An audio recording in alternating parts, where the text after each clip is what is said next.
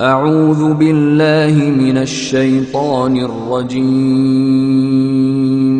بسم الله الرحمن الرحيم. Speaking of the best husband, I want to tell you a story. A really good one on this subject, making people conscious of Allah. You don't just invite people to have taqwa of Allah with your words. Your character says a lot.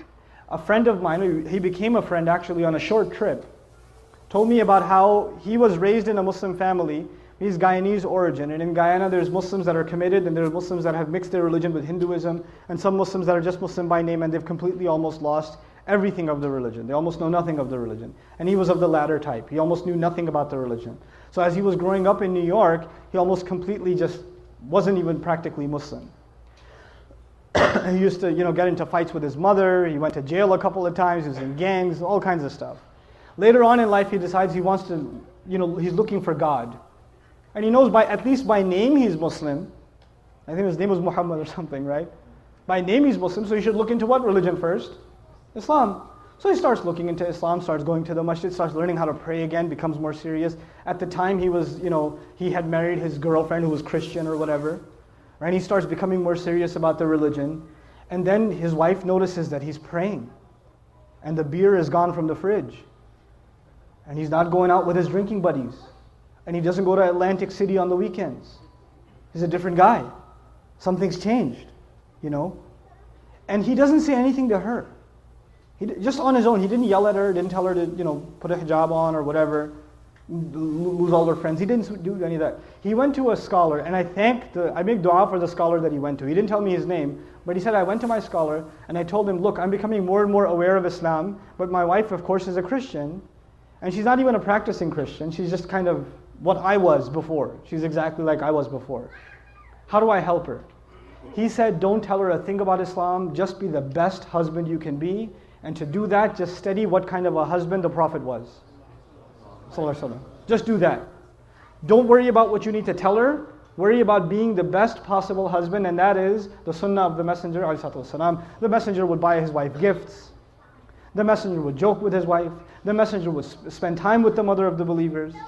The Messenger would praise and compliment the mother of the believers. I'm mentioning that on purpose, guys. He would compliment them. You guys eat the first morsel of food in iftar, like, And the wife says, what? You go, nothing. Right? You drink, some of the Desis here drink the first little sip of lassi. Look, I know the economy's bad, but are we really that short on sugar? Very painful for you to say a compliment. I understand, especially for those of you that come from my original country, Pakistan. For you to give a compliment to your wife can cause an ulcer. So I understand, but it's a sunnah, guys. Good food. That's amazing. And our wives, the sisters are so used to hearing nasty things from us, that when we say nice things, they get freaked out. Like if the husband just says, you look really nice today. She goes, what do you want? She gets worried, like he's up to, we gotta fix that. That's a problem. It can't be healthy. So he starts doing these things with his wife. And in the beginning, he used to argue with her sometimes about Islam and tell her how Christianity doesn't make sense. How can 3 be 1 and 1 be 3? All those kinds of arguments, you've heard them before, right? And none of those would work with his wife. None of them. He's like, no, I'm a Christian and that's it. Jesus is in my heart. Leave me alone. 3 years go by. He stops talking to her about Christianity and how dumb it is or whatever. Stops debating with her. He's just being what he can be as the best husband. And one day he's making maghrib and his wife joins him in salat. And he's in salat. It messes up his salat, right?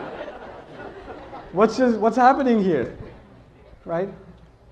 Yeah. Can we go a break for after 5 minutes? Yeah, we can give a break in 5 minutes, sure. For 10 minutes because they have to move the Sure. So he gives, after salat, he looks at her and he goes, what happened? And she goes, what? Nothing. And he goes, no, you have to tell me what happened. And of course she says what pretty much any wife would say, it's complicated. All right? But eventually she tells him, And she tells him, look, I've never seen a husband like you. My dad wasn't like that. I've never seen a father like you. The way you are with our child, I've never seen a father be like that. It's so beautiful. This religion can't be wrong. It can't be wrong. This is ittaqullah. You see how aware you are of Allah in your life, right? It's not how many ayat you've memorized, how many ahadith you know, how much knowledge you can spit out at someone, how many quotes from scholars you can deliver. It's not about that. How are you living your life? People can see that. You're calling people to the taqwa of Allah. حَقَّ تُقَاتِهِ وَلَا تَمُوتُنَّ إِلَّا وَأَنْتُمْ مُسْلِمُونَ. And that's the next part. In 5 minutes I have to give you a break because some people have to get their cars and park them like they would at work. Right?